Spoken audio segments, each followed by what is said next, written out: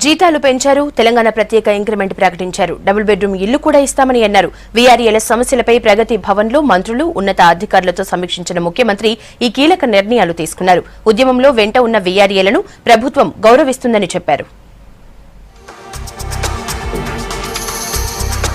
Village revenue అసిస్టెంట్లకు ముఖ్యమంత్రి కేసీఆర్ శుభవార్త చెప్పారు. వారి వేతనాలు పెంచుతున్నట్లు ప్రకటించారు. ప్రగతి భవన్లో మంత్రులు, ఉన్నత అధికారులు, వీఆర్ఏలతో సమీక్షించిన ముఖ్యమంత్రి కీలక నిర్ణయాలు తీసుకున్నారు. వారసత్వంగా పనిచేసే వీఆర్ఏలకు వేతనాలను 65% పెంచారు. దీంతో ప్రస్తుతం 6,500 రూపాయల వరకు జీతం అందుకుంటున్న వీఆర్ఏలు 10,500 రూపాయల జీతం అందుకోనున్నారు. అలాగే తెలంగాణ సాధన కానుకగా 200 రూపాయల ప్రత్యేక ఇంక్రిమెంట్ ను కూడా సీఎం ప్రకటించారు. దీంతో ఒక్కో వీఆర్ఏకు 4,200 రూపాయల వరకు జీతం పెరగనుంది.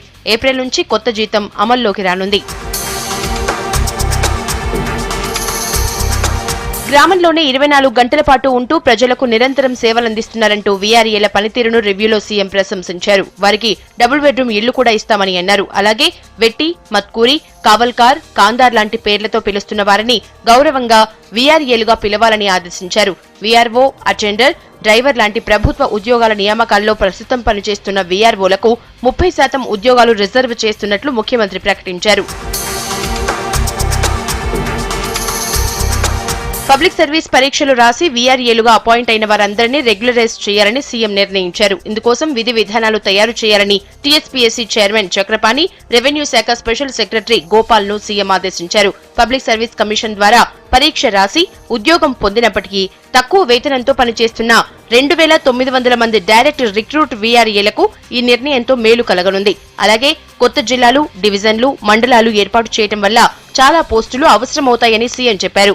ఇంకా ఖాళీలను గుర్తించి అందరినీ తక్షణమే రెగ్యులర్ చేసేలా చర్యలు తీసుకోవాలని ఉన్నత అధికారులను ఆదేశించారు.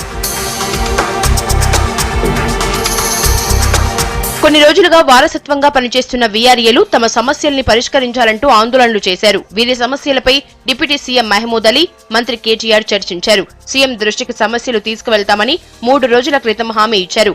ఆ ప్రకారంగానే ఇవాళ కురవి పర్యటన ముగించుకుని వచ్చిన వెంటనే ప్రగతి భవన్ లో సీఎం రివ్యూ చేశారు. ఉద్యమంలో కూడా వీఆర్ఏలు ప్రతిక్షణం వెంట ఉండి సహకరించారని ప్రశంసించారు.